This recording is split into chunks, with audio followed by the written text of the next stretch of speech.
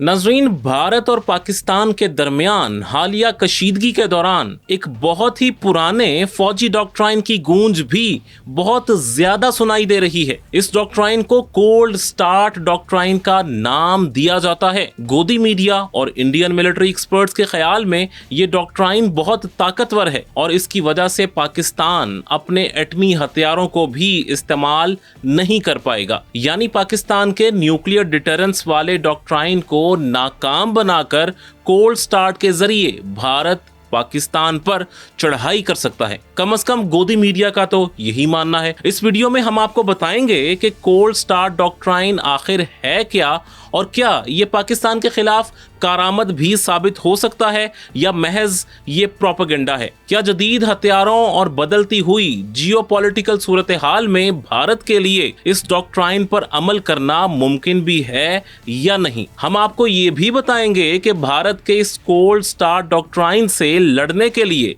पाकिस्तान ने क्या फौजी हिकमत अमली अपना रखी है। हमेशा की तरह हमारी अपने नाज़रीन से गुजारिश है कि किसी भी कंफ्यूजन से बचने के लिए वीडियो को शुरू से आखिर तक जरूर देखें। इसके बाद कमेंट्स में अपनी राय जरूर दीजिए। ये नाम कोल्ड स्टार्ट दरअसल भारत की इस ख्वाहिश को जाहिर करता है कि एक मुकम्मल जंग से बचते हुए कैसे पाकिस्तान को ज्यादा से ज्यादा नुकसान पहुंचाया जाए। इस डॉक्ट्राइन का मतलब ये है कि भारत की जमीनी अफवाज पाकिस्तान में इंतहाई तेज रफ्तारी से और भरपूर अंदाज में पेशकदमी की कोशिश करेंगी। ये हमले महदूद नौयत के होंगे ताकि पाकिस्तान को मुकम्मल जवाब देने का कोई जवाब मिल ही ना सके। कोल्ड स्टार्ट हिकमत अमली का कलीदी हिस्सा ये है कि ये हमले दरअसल सरप्राइज अटैक होंगे। इसकी वजह भारतीय मीडिया के मुताबिक ये है कि रिवायती जारहियत में फौजियों की नकलो हरकत में काफी वक्त लगता है। जब तक भारत अपनी तमाम आर्मी को इकट्ठा करके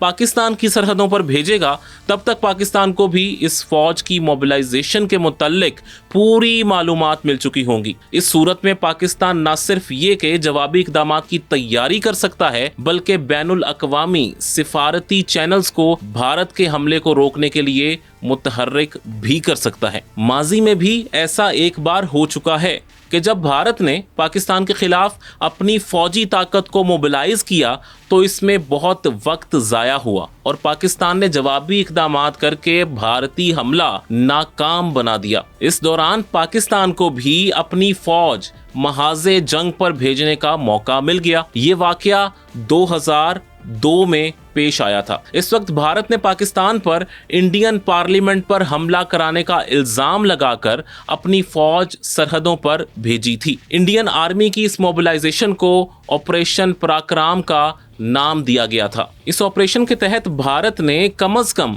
5 लाख फौज को पाकिस्तान की सरहदों पर तैनात किया। इस तरह भारत पाकिस्तान पर दबाव डालना चाहता था लेकिन सब कुछ इसकी उम्मीदों के उलट हो गया। भारतीय फौज को मोबिलाइज करने में बहुत वक्त जाया हुआ। कम से कम 3 हफ्ते का वक्त लग गया। इसके बाद भी ज्यादातर फौजी बॉर्डर पर नहीं पहुंच सके। इंडियन आर्मी की एक स्ट्राइक फोर्स को बॉर्डर तक पहुंचने में 1 माह से जायद का अरसा लग गया। इसके अलावा भी भारत के कई छोटे बड़े फौजी दस्ते कई महीनों तक वक्फे से बॉर्डर पर पहुंचते रहे। भारतीय फौज की सुस्त रफ्तार पेशकदमी का फायदा उठाकर पाकिस्तान ने फौरी तौर पर अपनी फौज को मुतहर्रिक कर दिया और दुश्मन की पूरी तरह तैनाती से पहले ही इसके मुकाबले में अपनी फौज को सरहदों पर तैनात कर दिया। पाक फौज ने भरपूर दिफाई पोजीशन ली और भारत को किसी भी हमले से रोक दिया। तकरीबन 1 बरस के करीब दोनों मुल्कों की फौजें सरहदों पर बैठी रहीं, लेकिन भारत अपना कोई भी फौजी मकसद हासिल नहीं कर सका।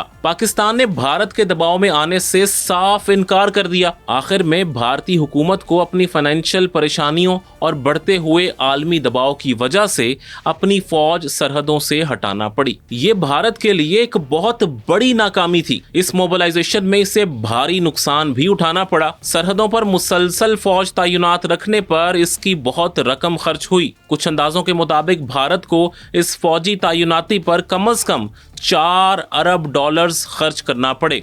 जबकि पाकिस्तान को $1.5 अरब से भी कम रकम खर्च करना पड़ी। यानी कि भारत को ये मुहिम जोई पाकिस्तान के मुकाबले में बहुत महंगी पड़ी। इसके अलावा इसकी फौजी तैनाती की वजह से पाकिस्तान की तरफ से सिर्फ 45,000 लोग बेघर हुए, जबकि भारत की तरफ से 1,55,000 लोगों को अपने घर बार छोड़ना पड़े, यानी कि ज्यादा दबाव भारत पर था। ऑपरेशन पराक्रम की नाकामी ने भारतीय फौजी कमांडर्स को ये सोचने पर मजबूर कर दिया कि वो अपनी फौज की मोबिलाइजेशन में वक्त जाया नहीं कर सकते, क्योंकि जब वो पाकिस्तान के खिलाफ कोई कार्रवाई करने की कोशिश करेंगे तो पूरी फौज को जमा करने और सरहदों पर लाने में जो वक्त जाया होगा वो पाकिस्तान को वक्त से पहले ही अलर्ट कर देगा। इस तरह इंडियन आर्मी का हर मंसूबा नाकाम होगा। ऑपरेशन पराक्रम की नाकामी उनके सामने थी। दूसरा बड़ा मसला था पाकिस्तान का एटमी डिटरेंस। पाकिस्तान ने यह तय कर रखा था कि अगर इंडियन आर्मी पाकिस्तान के इलाकों पर काबिज होने की कोशिश करेगी और रिवायती हथियारों से उसे रोकना नामुमकिन होगा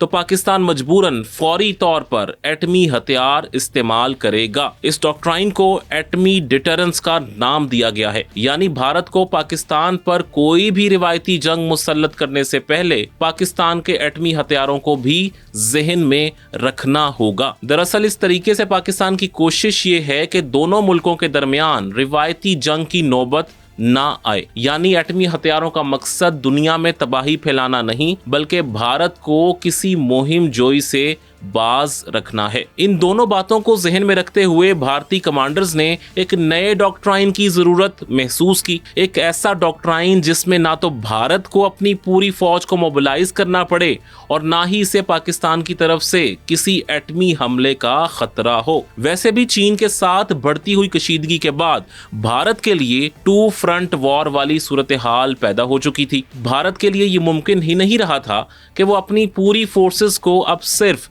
पाकिस्तान के खिलाफ एक महाज पर झोंक सके, इसलिए उसे एक नए डॉक्ट्राइन की जरूरत थी। यही सब सोचकर भारतीय कमांडर्स ने एक नए डॉक्ट्राइन पर काम शुरू कर दिया। इस नए डॉक्ट्राइन को भारत ने कोल्ड स्टार्ट डॉक्ट्राइन का नाम दिया। इसका मतलब ये था कि भारत अपनी पूरी फौज को सरहद पर लाए बगैर ही कुछ फोर्सेस के साथ फौरी तौर पर पाकिस्तान पर हमला कर देगा। ये फोर्सेस बड़े महदूद पैमाने पर हमला करेंगी। जंग शुरू होने के पहले 72 घंटों के अंदर अंदर भारतीय फौज कुछ मकामात से पाकिस्तान में दाखिल होकर कुछ इलाकों पर कब्जा कर लेंगी। इस तरह पाकिस्तानी फौज फौरी तौर पर इस हमले को रोक नहीं पाएंगी। इनके पूरी तरह मोबिलाइज होने से पहले जंग में भारत की पोजीशन मजबूत हो चुकी होगी। इसके बाद भारत के पास ये ऑप्शन होगा कि वो मजीद फौज को महाजे जंग पर लाकर जंग को आगे बढ़ाए या वहीं लड़ाई रोककर कब्जे वाले इलाके को बारगेनिंग के लिए इस्तेमाल करे। कोल्ड स्टार्ट का एक और मकसद ये था कि पाकिस्तान को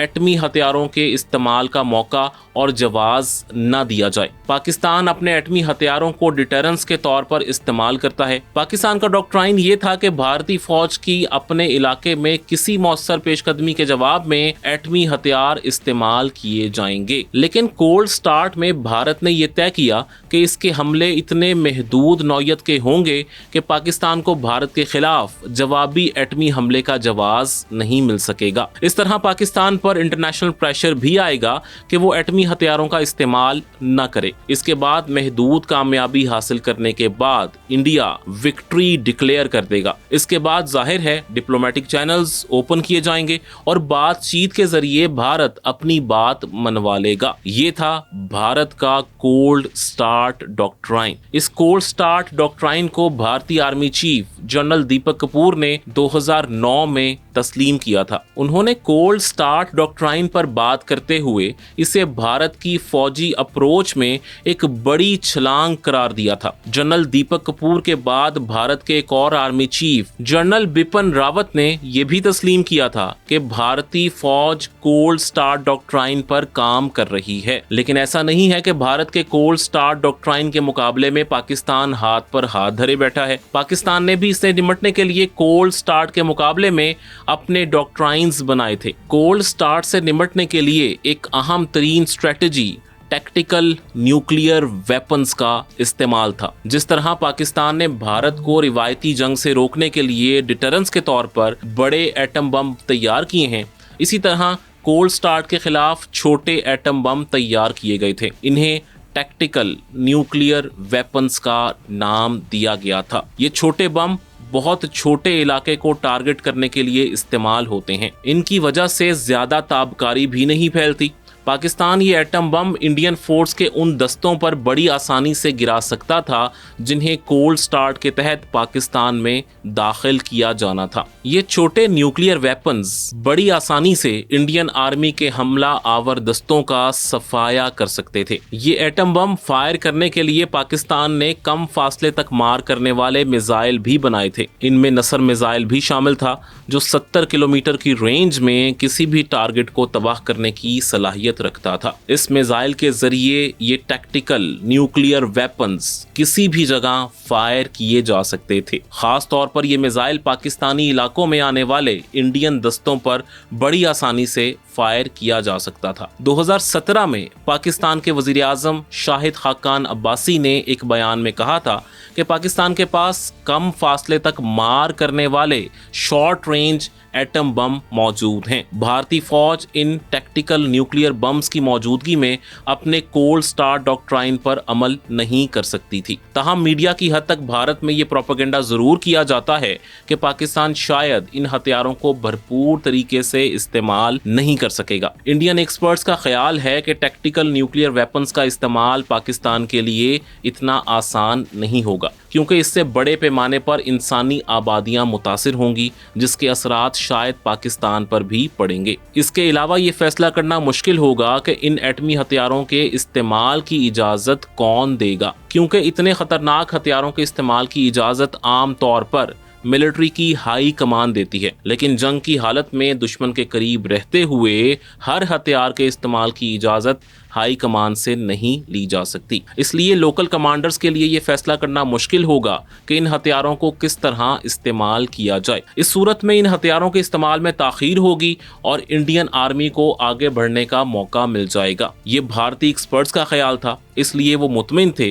कि शायद कोल्ड स्टार्ट को नाकाम बनाना पाकिस्तान के लिए मुश्किल होगा। लेकिन इंडियन एक्सपर्ट्स एक पॉइंट को नजरअंदाज कर जाते हैं, और वो ये है कि पाकिस्तान के पास कई बरस से ये टैक्टिकल न्यूक्लियर वेपन्स मौजूद हैं। इसलिए ये लाजमी बात है कि पाकिस्तान अब तक इन हथियारों को अपने फौजी मैकेनिज्म में अच्छी तरह सेट कर चुका है। महाज़े जंग पर टैक्टिकल न्यूक्लियर हथियारों के मुतल्लिक फैसला साजी के लिए यकीनन SOPs भी बन चुके हैं। इन SOPs की मौजूदगी में टैक्टिकल न्यूक्लियर वेपन्स के हवाले से फैसला साजी कोई मुश्किल बात नहीं रही होगी। भारतीय फौजी कमांडर्स और एक्सपर्ट भी यकीनन ये बात जानते हैं। यही वजह है कि भारत ने आज तक अपने कोल्ड स्टार्ट डॉक्ट्राइन पर अमल नहीं किया। अगर पाकिस्तान को टैक्टिकल न्यूक्लियर वेपन्स के इस्तेमाल में कोई भी मुश्किल होती तो भारत अपने कोल्ड स्टार्ट डॉक्ट्राइन पर अमल की कोशिश जरूर करता। इसलिए टैक्टिकल न्यूक्लियर वेपन्स की तैनाती में मुश्किलात की बातें प्रोपेगेंडे से ज्यादा हकीकत नहीं रखती। इसके अलावा पाकिस्तान की फौजी हिकमत अमली सिर्फ टैक्टिकल न्यूक्लियर वेपन्स की मोहताज नहीं है, बल्कि इसके मुकाबले के लिए पाकिस्तान ने दीगर इंतजामात भी कर रखे हैं। पाकिस्तान ने 2009 में भारतीय कोल्ड स्टार्ट डॉक्ट्राइन की खबरें सामने आते ही इसे नाकाम बनाने पर काम शुरू कर दिया था। तकरीबन 4 बरस तक पाक आर्मी ने कई जंगी मशकों के जरिए कोल्ड स्टार्ट डॉक्ट्राइन को नाकाम बनाने के तरीकों को बेहतर बनाया। इस तरह एक नया जंगी नजरिया अपनाया गया। इस नजरिए की खास बात यह थी कि इंडिया को सरप्राइज अटैक का मौका ना दिया जाए। कोल्ड स्टार्ट का सबसे अहम पहलू ये था कि पाकिस्तान पर अचानक हमला किया जाए, लेकिन पाकिस्तान ने यह तय किया कि कोल्ड स्टार्ट के तहत भारतीय हमला शुरू होने से पहले ही पाक फौज इसे नाकाम बनाने के लिए मुतहर्रिक हो चुकी होगी। इस नए नजरिए में सिर्फ पाकिस्तान आर्मी ही नहीं बल्कि पाक एयर फोर्स और नेवी को भी शामिल किया गया था। नवंबर 2013 में इस डॉक्ट्राइन को नाफिज करने के लिए पाक फौज ने अज़्मे नौ 4 जंगी मशकें भी की थीं। इसके बाद भारतीय कोल्ड स्टार्ट डॉक्ट्राइन की नाकामी पर मोहर लग चुकी थी। लेकिन भारतीय मीडिया यानी गोदी मीडिया में हाल ही में इस डॉक्ट्राइन पर आर्टिकल्स शाया होना ये जाहिर करता है कि भारत के पास अब पाकिस्तान के खिलाफ ऑप्शंस बहुत कम रह गए हैं। खास तौर पर खित्ते की बदलती हुई जियोपॉलिटिकल सूरत हाल में भारत के लिए पाकिस्तान के खिलाफ कोई बड़ा महाज खोलना नामुमकिन हो चुका है। इस वक्त भारत का पूरा जंगी डॉक्ट्राइन चीन की तरफ शिफ्ट होता नजर आ रहा है। हत्ता के मकबूजा कश्मीर में LOC से भी इसे कुछ फोर्सेस हटाकर लद्दाख और दूसरे इलाकों में चीन के मुकाबले पर भेजना पड़ रही हैं। चीन भारत को कई महाजों पर घेरने की कोशिश कर रहा है। श्रीलंका में भी इसकी मौजूदगी कायम हो चुकी है। इसके अलावा बांग्लादेश के मुताल्लिक भी ऐसी खबरें हैं कि बंगाली हुकूमत भी चीन को फौजी अड्डे देने का इरादा रखती है। इसलिए भारत इस वक्त 3 अतराफ से घेरे में आ रहा है और इस पर 3 फ्रंट वॉर का खतरा मंडला रहा है। इस 3 फ्रंट वॉर पर एक वीडियो भी हमारे चैनल पर मौजूद है, आप देख सकते हैं। ऐसी सूरत हाल में ये मुमकिन नहीं है कि भारत अपने कोल्ड डॉक्ट्राइन को अमली जामा पहनाए। मौजूदा हालात में भारत पाकिस्तान के साथ किसी जमीनी जंग का खतरा मोल नहीं ले सकता, खा वो जंग चंद दिन के लिए ही क्यों ना लड़ी जाए। नए जियोपॉलिटिकल हालात में कोल्ड स्टार्ट पर अमल करना खुद भारत के लिए खतरनाक साबित हो सकता है, क्योंकि आखिर में चीन भी इस तनाज़े में शामिल हो सकता है। कोल्ड स्टार्ट डॉक्ट्राइन का एक अहम पॉइंट ये था कि ये भारत की पाकिस्तान पर रिवायती हथियारों की बर्तरी को देखते हुए बनाया गया था, लेकिन अब ये बर्तरी बज़ाहिर खत्म होती दिखाई दे रही है। पाकिस्तानी फोर्सेज और खास तौर पर एयरफोर्स के पास भारत से ज्यादा जदीद हथियार आ रहे हैं। जैसा कि अगर चीन से 5th जनरेशन के स्टेल्थ तैयारे J-31 पाकिस्तान को मिल जाते हैं तो भारत की रिवायती हथियारों की बर्तरी बहुत आसानी से चैलेंज हो जाएगी। इसलिए अगर भारत कोल्ड स्टार्ट के तहत पाकिस्तान पर हमला करेगा तो पाकिस्तान अपनी एयरफोर्स के जरिए भी इस हमले को नाकाम बना सकता है। इसके अलावा पाकिस्तान के स्टेल्थ तैयारे भारतीय फौज पर टैक्टिकल न्यूक्लियर वेपन्स भी गिरा सकते हैं, यानी नसर मिसाइल की बजाय जंगी तैयारों से भी ये बम गिराए जा सकते हैं। इसके अलावा कोल्ड स्टार्ट का सबसे अहम पॉइंट यानी सरप्राइज भी आज के दौर में मुश्किल हो चुका है। सैटेलाइट्स और ड्रोन सर्विलेंस के जरिए पाकिस्तान भारतीय फौज की हर नकलो हरकत को देख सकता है, यानी पाकिस्तान पर अचानक हमला करना भारत के लिए अब मुमकिन नहीं होगा। जबकि किसी भी लिहाज से देखा जाए तो कोल्ड स्टार्ट अब भारत के लिए एक कामयाब ऑप्शन बिल्कुल नहीं रहा। इसलिए कोल्ड स्टार्ट डॉक्ट्राइन की बातें अब कुछ भारतीय एक्सपर्ट की तरफ से खुद को तसल्ली देने की एक कोशिश हो सकती है। कोल्ड स्टार्ट तो दरअसल खुद ही कोल्ड हो चुका है। ये नजरिया अब सर्द खाने में जा चुका है और इसे दोबारा जिंदा करने की कोशिश भारत के लिए बेहतर नहीं होगी। आपको ये वीडियो कैसी लगी हमें कमेंट्स में ज़रूर बताइएगा। हमारे चैनल पर पाक भारत फौजी कंपैरिजन और भारत के बागी ग्रुप समेत कई मालूमाती वीडियोस मौजूद हैं। आप इन लिंक्स पे क्लिक करके इनके बारे में जान सकते हैं।